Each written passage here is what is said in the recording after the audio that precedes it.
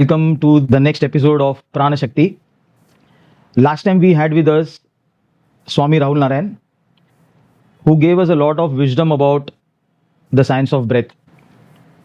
Guruji has put a lot of light into how breathing actually makes a difference in one's life. Not only where health is concerned, but Guruji had explained to us as how one person can achieve success with proper breathing.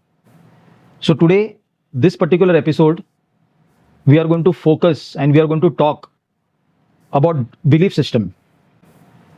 Nowadays, a lot of channels, they talk about different rituals, they talk about different totkas, they talk about different ways where a person with a lot of pain, with a lot of sufferings, he goes out, he seeks answer through astrologers, through Vastu consultants, through spiritual leaders, and then he gets dependent on, say, rituals, certain mantra practices, and sometimes it becomes difficult to understand what is the line to be drawn between faith and blind faith. So today we are going to seek answers from Swami Rahul Narayan as to how do we actually identify and how do we understand what faith is, what is the kind of belief system we should have, to what level we should get involved into these kind of ritual practices, and what is it that will change our life. Is it the belief system that we do certain rituals, we conduct certain external practices that is going to change our life, or is it something different? So today we are going to seek answers from Swami Rahul Narayan, and we are going to understand what is faith, what is blind faith, and what is that thin line where when a person automatically drifts one particular belief area, he doesn't understand and he gets into the blind faith. I welcome Swami Rahul Narayan for this very special episode, as this episode undoubtedly will open a lot of eyes and a lot of people will come to know whether the kind of practices they do, the kind of totkas they do, the kind of rituals they do, is it actually affecting their life in a positive way, or is it something that is pulling them back? So Guruji, requesting you to please enlighten us, the audience, as to what this faith is about, what this belief system, and how exactly we should conduct ourselves in our lives. Thank you for introducing me to your channel, Prana Shakti. Today, generation which is undergoing deep turmoil by suffering from economic, financial, personal, and that is why they are more aggressive. And where they find a solace is when they meet some person outside. The sufferings are because you are in pain, and you are in pain because you have fear that you are losing your identity in the society, in the tribe where you are born. That fear engulfs your pain, and in that pain you search for some solace outside. Okay. First is that you are already in suffering, you are in pain. When you're following this type of rituals or this type of path where you search for something outside is going to give you internal peace, it can never happen, because internal peace is within you and you have to create the internal peace. No rituals, no mantras, no any religious places will give you internal peace. It might give you a temporary relief, mental, which will last for the next 1 or 2 hours, and then again you will be the same person what you are. You'll get wild, you'll get angry, you'll be in pain, you'll be suffering, everything. Every individual in this world has to come to his original self, inner self, and then only he'll get the results. So Guruji, what I understand is, like, people are suffering, they're having pain, they go out seeking spiritual guidance, they meet different spiritual masters, and then he is advised to do some kind of a rituals or mantras, and then he gets dependent on those mantras. So he is forgetting to look within himself. That is what you're saying. Yes. Because no society or tribe has taught a person to look into himself. Okay, but does these rituals and does this kind of different practices, mantras, do they make effect? Or is it totally?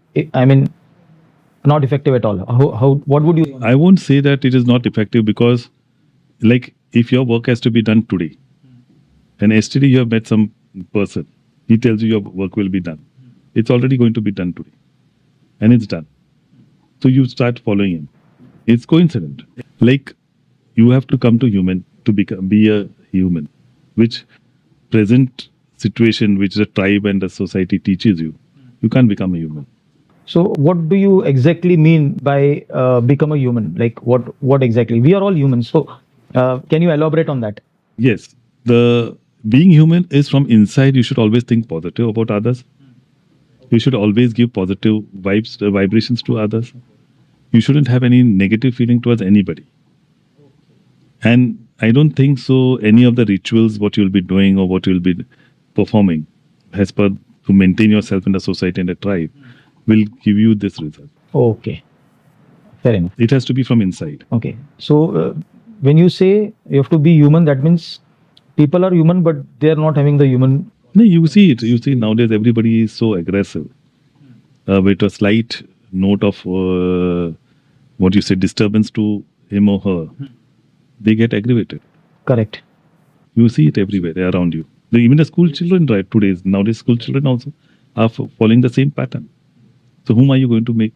Is that human form? No. Absolutely not. So there is aggression at home. There is aggression between the friends. Yeah. There is a lot of competition. So everything finally, if they don't, If they don't achieve, then they are in aggression. correct. And the society and the tribe, which has come out with competition right now, Hmm. Hmm. is creating more unstable mind Hmm. because they are in competition. Correct. So, I mean, the human are forgetting that they are human, Yes. and this is how they have to behave in a society. Yes, I will say that precisely because human have forgotten what they are human, because human have forgotten that they are because of the nature. Hmm. Part of the nature. They're part of the nature. One nature and they are one.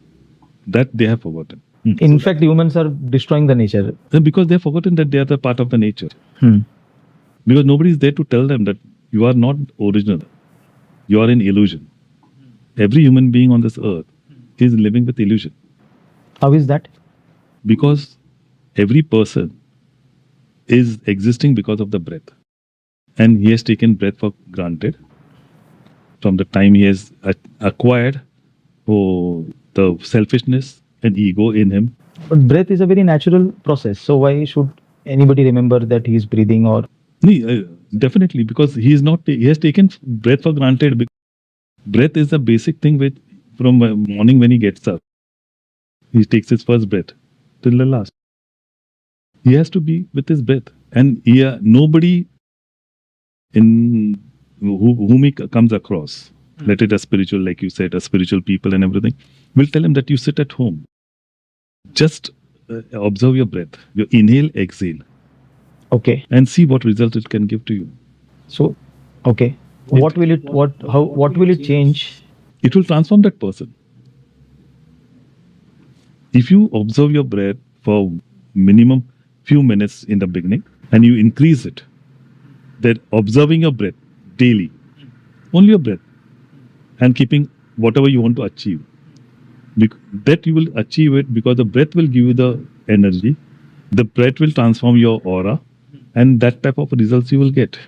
So what you are saying here is a human has to religiously sit for a few minutes and focus on his inhaling and exhaling. Yes. That will get the desired transformation in him as a human. As a you. He will change. Automatically he will change. Because breath is pure, positive and powerful. This is a part of the yoga practices, right? Because in a lot of yoga classes and other places, they teach you alom, vilom. It's a part, or is it something different that you're talking about? I'm not speaking anything different because breath is with every individual who is living. Right. So I'm not talking about now in yoga, they practice a way for breathing. Sorry, please come again. You practice in a way to breathe. That is yoga. But if you're saying about Aulom Vilom. But my theory is your breath and you. You first observe your breath. That breath will, because of the breath, you are existing. Okay, so that awareness is what we have to get within. Yes, that you are existing because of the breath. I am existing in this world is because of my breath. Breath. This is the awareness which we have. No, but breath is taken for granted. So, and that is where you're living in illusion. Every individual is living in illusion. That I am somebody, I am somebody, I am doing this, I have to do this.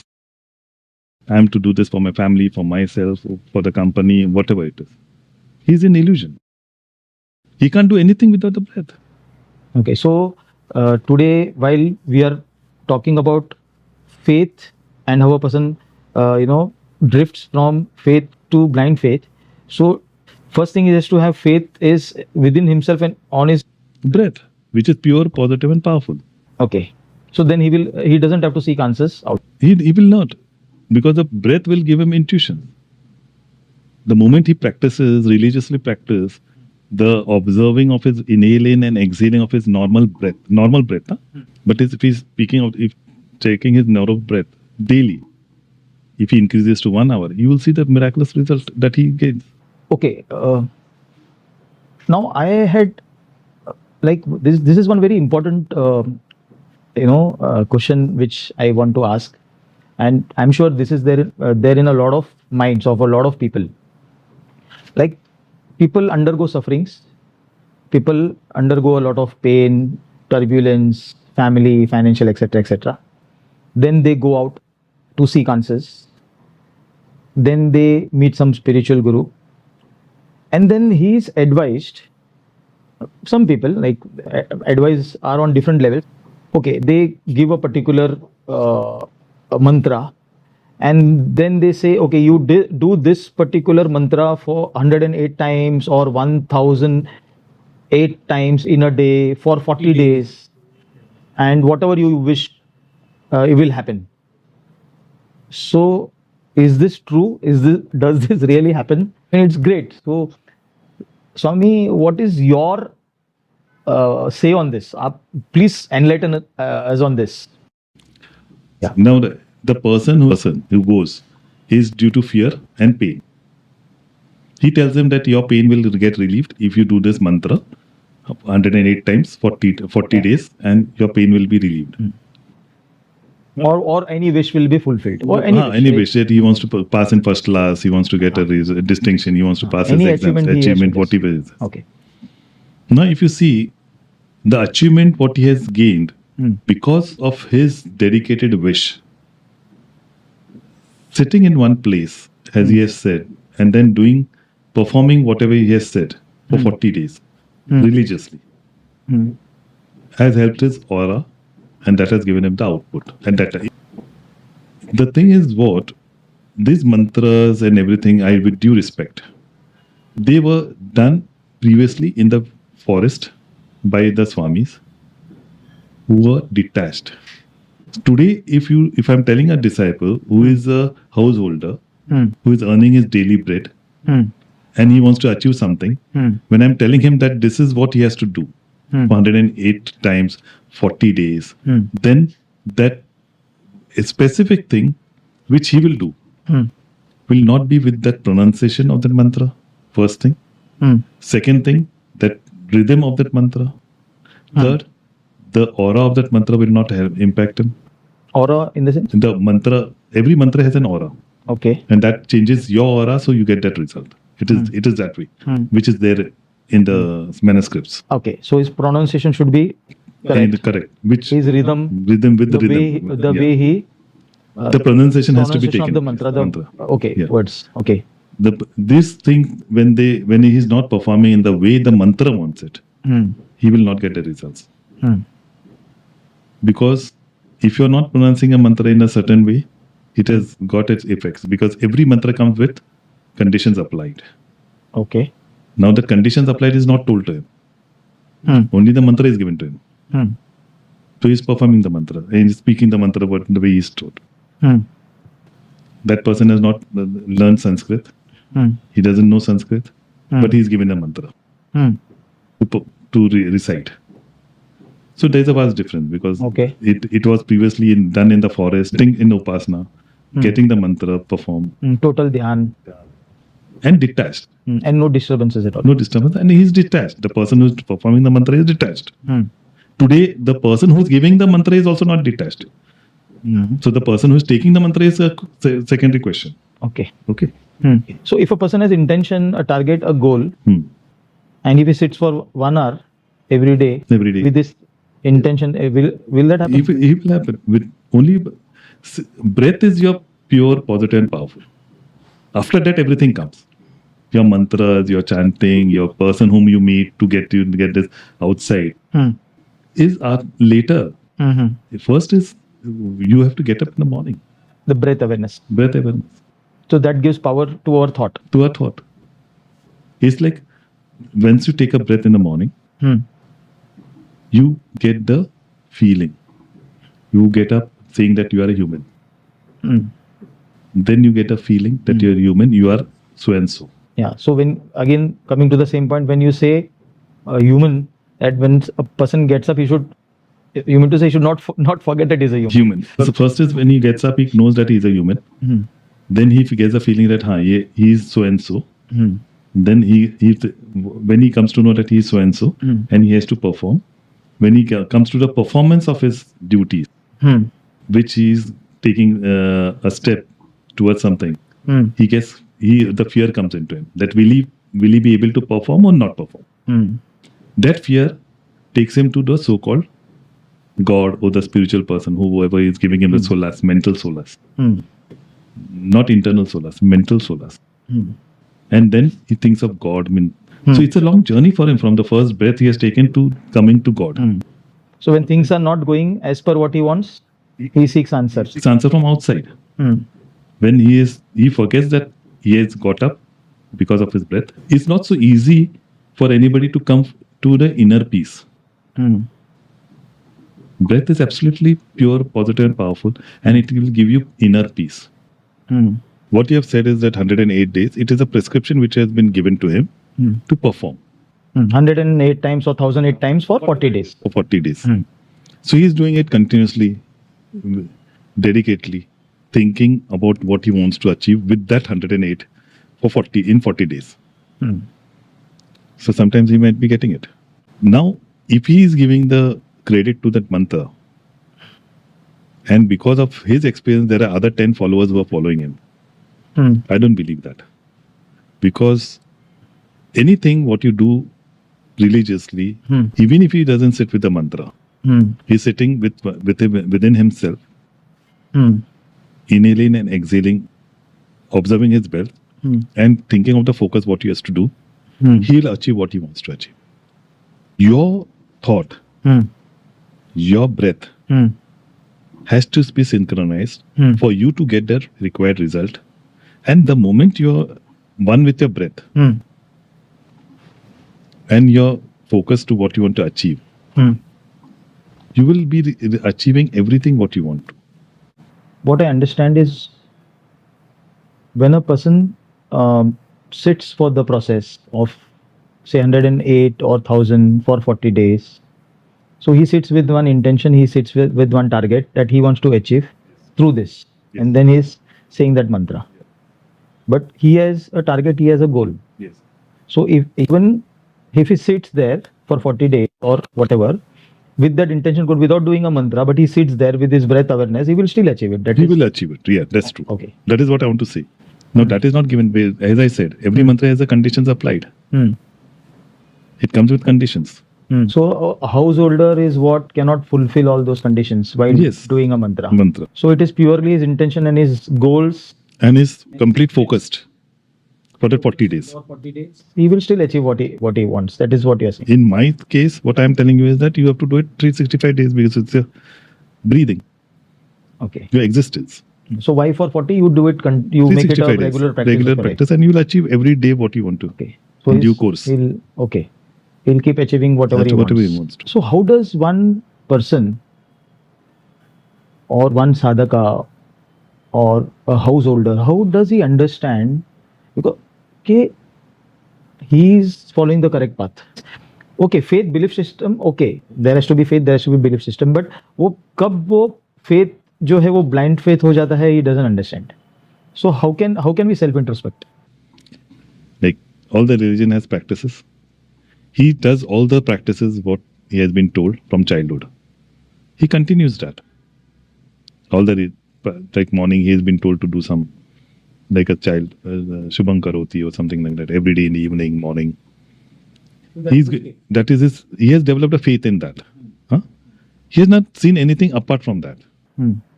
He's also following it blindly because my parents have told him, so he's doing it. And he's following it by doing it faithfully that this is my faith and this is what I have to do. If he misses anything in that, he thinks that this is going to do a negative thing to himself. Now, these two things which has imbibed in his mind, he has developed fear in himself. Fear for something outside his body, not inside.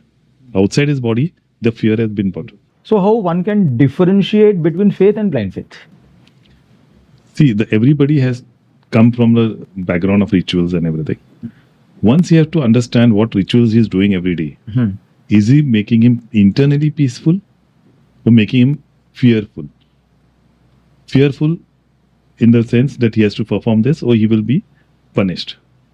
And so negative will come to him. First, he has to introspect this thing. Okay, so first thing, first parameter is whatever exercises or whatever rituals he is doing. I mean, he should evaluate. Okay, this is making me, this is giving me peace or giving the fear. Fear. Okay. Second, with that rituals, has he become dependent or independent? Okay. Is he depending on the rituals? That rituals is going to make him something, or he is independently taking decisions and doing it without thinking of any rituals or whatever is okay.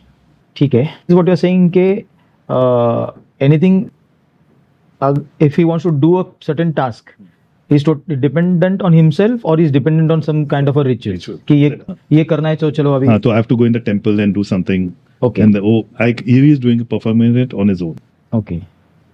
So these three things, when he introspects seriously into himself, he will come to and if he comes to a conclusion, because usually they say that because my parents were doing, I am doing it.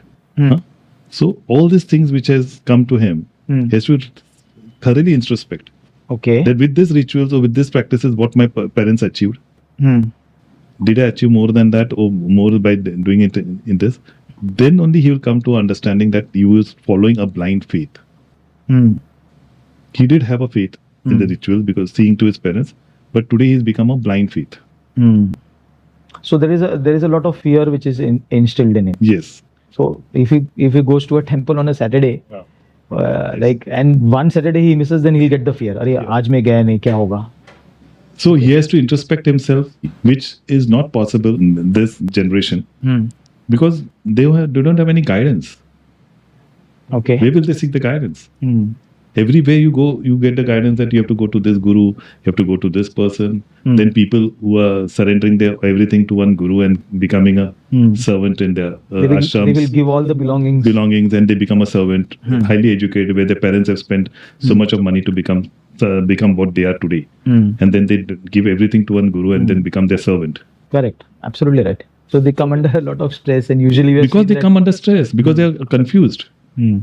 During their education only they are confused. Doing their education, finishing their education, they're confused on what is the rituals, what I am following and why I am following it.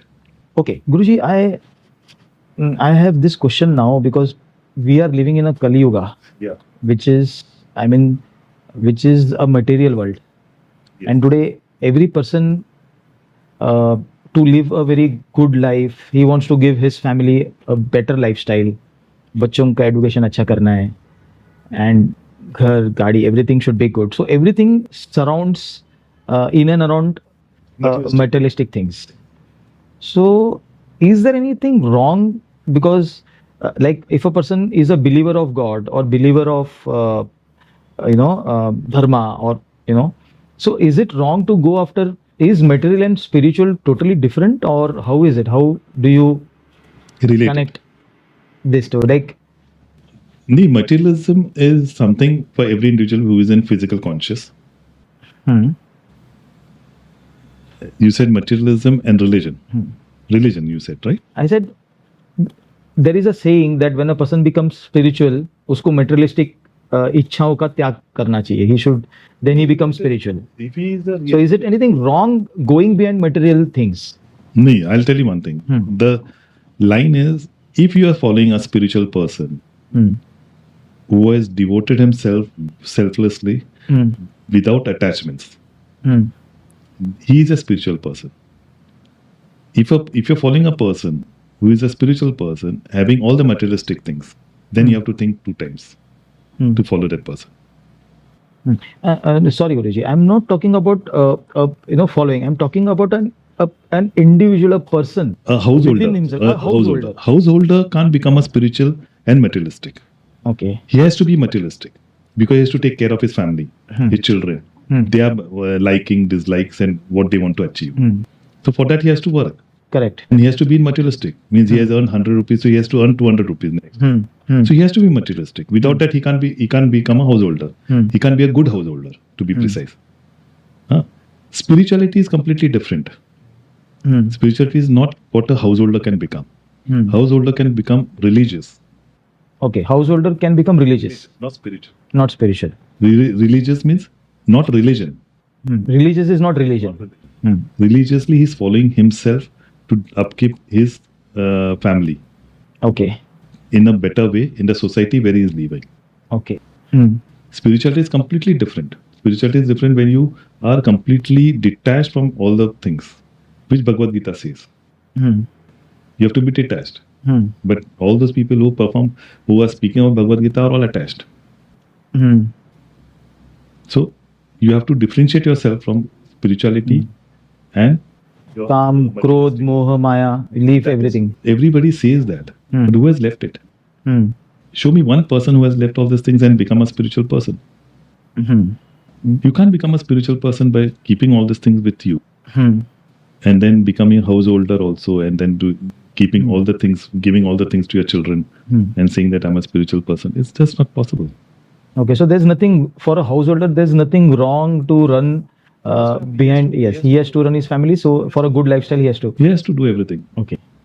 And that is his karma. That is why he's come in household.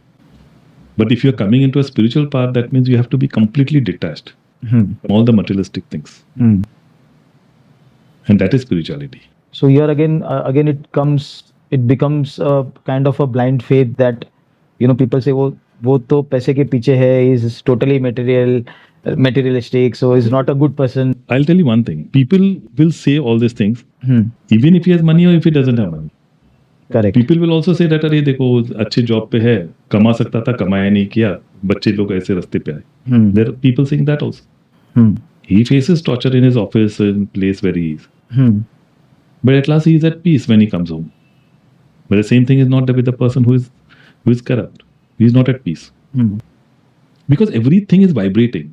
You keep in mind, everything is vibrating. Like now we are speaking, our mic is vibrating, we are vibrating. Everything, the table is vibrating. Everything is vibrations.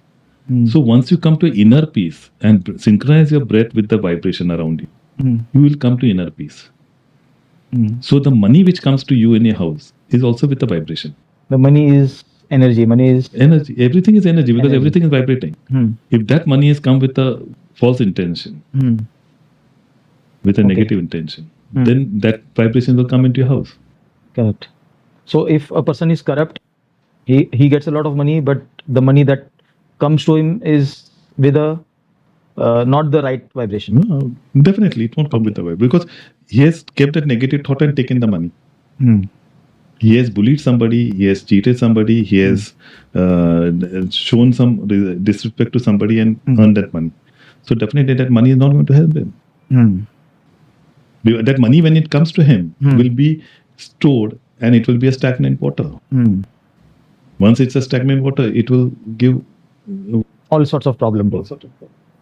Means he will have blood pressure, he will have heart attack, his family is disturbed, he is disturbed, his family is completely destroyed, his children's family is destroyed. All these things will be there with him, but he is enjoying because he is having money. He will be at peace. He's at peace because he has money. He feels that way. Because he's completely imbibed in that. No? Okay. All these things will happen to him.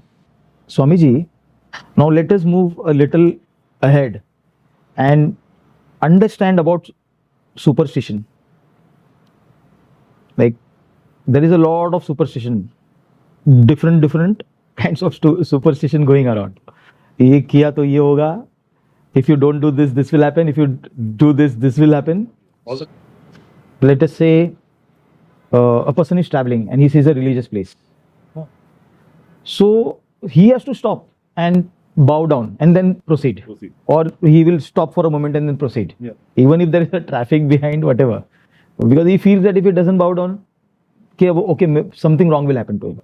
he's thinking that the Almighty, the Divine, is there waiting for him to give him blessings. He's doing it out of fear,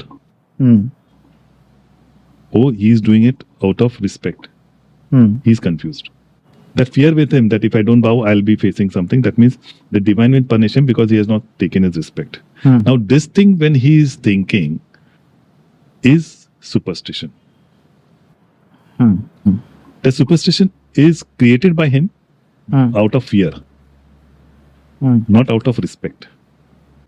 If you believe in yourself, your original form, that is your breath, and yourself, then there won't be any superstition within you, because you won't be having fear of anything. To remove the fear inside you, the fear is within you, not in that deity, not in that spiritual place where you want to go, or the place whom you are visiting, who you are respecting and bowing in front of him. Fear is not there, fear is within you. You have to remove the fear. That spiritual place or that religious place, if you don't bow, is not going to remove your fear.